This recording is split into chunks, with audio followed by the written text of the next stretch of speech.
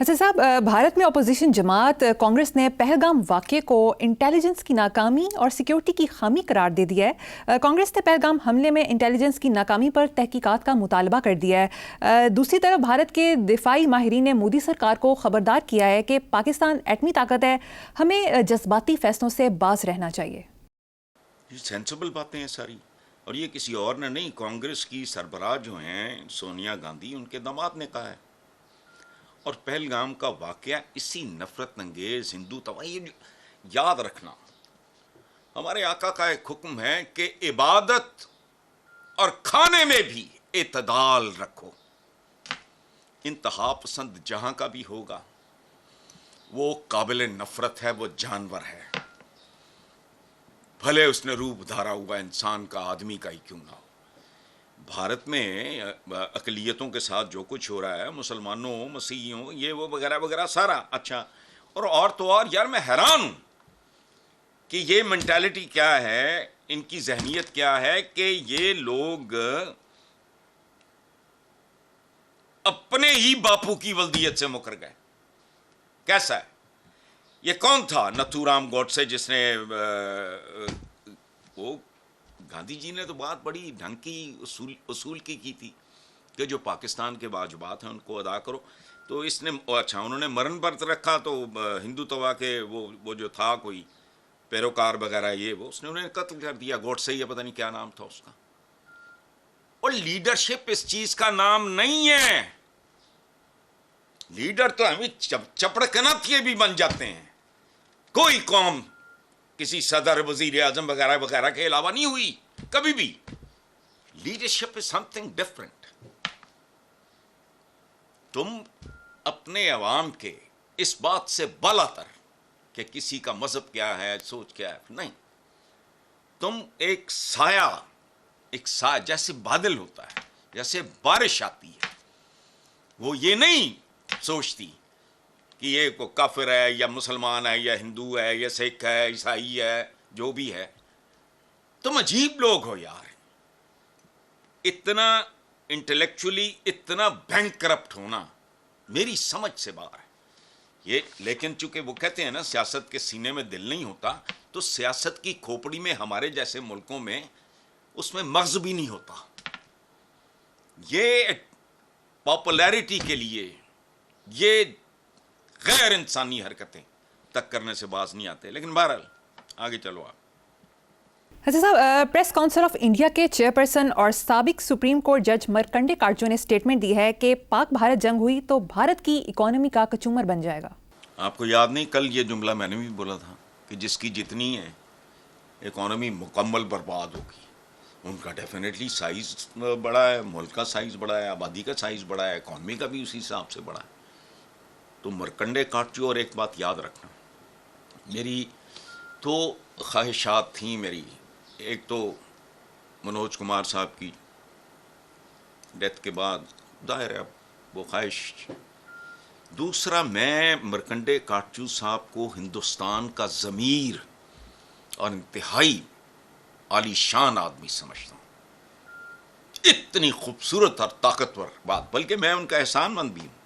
ان کا ایک آرٹیکل مجھے بھجوایا تھا، اب تو کافی دیر ہو گئی، کہ میں ایف سی کالج میں پڑھا ہوا ہوں، ایک اور وہ پتہ نہیں بڑا مشہور ایک اسکول ہے جہاں ہمارا نصرت جاوید بھی وہیں کے پڑھے ہوئے ہیں، کہ میں اپنے دادا کا وہ اسکول اور ایف سی کالج دیکھنا چاہ رہا ہوں، میں لاہور کا انارکلی دیکھنا چاہ رہا ہوں، اور 2-3 لوگوں کے انہوں نے نام لیے، میں ان سے ملنے چاہ رہا ہوں جس میں میرا نام بھی شامل تھا۔ میری بڑی خواہش ہے کہ میں ان سے ملوں۔ وہ بہت عالی شان آدمی ہے، وہ صحیح معنوں میں انسان ہے۔ وہ جو کہتے ہیں نا بس کا مشکل ہے ہر ایک کام کا آسان ہونا، آدمی کو بھی میسر نہیں انسان ہونا، تو وہ بہت عالی شان اور خوبصورت ہیومن بینگ ہیں۔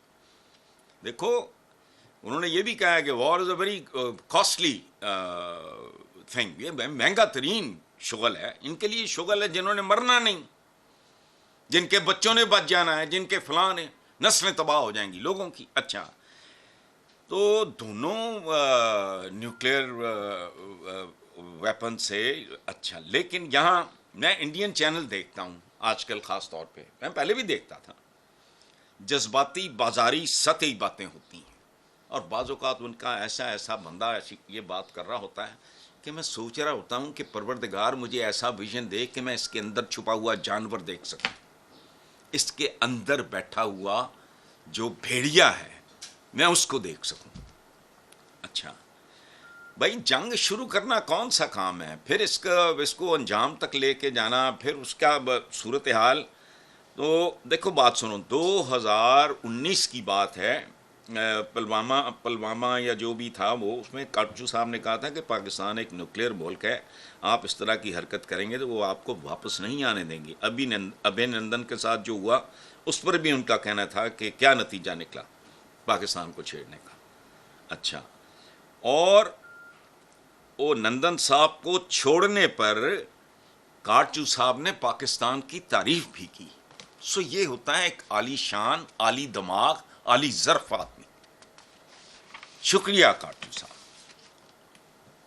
आप जैसे कम होंगे लेकिन जितने भी हैं वो मुबारक, एक नेक शगुन हैं हिंदुस्तान के लिए, बर्रे सगीर के लिए।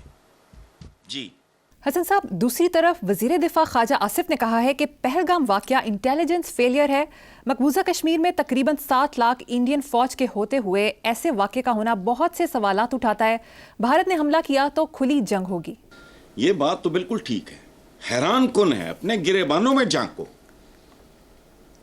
अपना ज़ाती तौर पे जवाबदेही जिसे कहते हैं, अपने ज़मीर से, अपने जहन से पूछो कि 7 लाख इंडियन फ़ौज के होते हुए ये वाक़या हो गया और चंद मिनटों के अंदर अंदर FIR भी कट गई हो। अक्ल करो तुम, क्या कॉन्ट्रडिक्शंस हैं।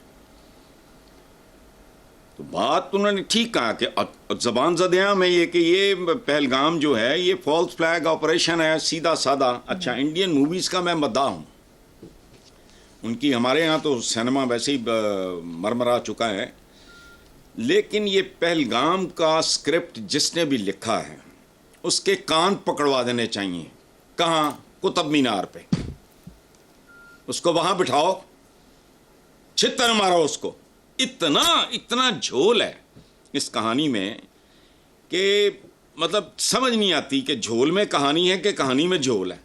वाक़े के 5 मिनट के अंदर अंदर ट्वीट के ज़रिए पाकिस्तान पे इल्ज़ाम लगा दिया गया। होश करो, ये तो कहते हैं ना ऐनी शाहिद होना। कानून में जो मैं तो कानून नहीं जानता, लेकिन मैंने मुहावरा है सुना हुआ है कि ऐनी शहादत से भी ज़्यादा ख़तरनाक शहादतें और होती हैं, उनको तलाश करो। तुमने बूथा उठा के फौरन शुरू हो गए हो तुम। अच्छा, 10 मिनट के अंदर अंदर FIR भी दर्ज हो गई। वो इतनी फुर्तियाँ उधर हैं। जब ये सानेहा हुआ, ये हादसा हुआ, ये वाक़या हुआ, उस वक्त किधर थी ये फुर्तियाँ सारी। तो ख्वाजा आसिफ ने, कमाल की बात है भाई, 400 किलोमीटर का फासला पैदल या खच्चरों पे तय किया जा सकता है। ये कैसे हमलावर थे जिन्होंने हेलीकॉप्टर भी इस्तेमाल किए, सियाहों को मारा, गुम हो गए।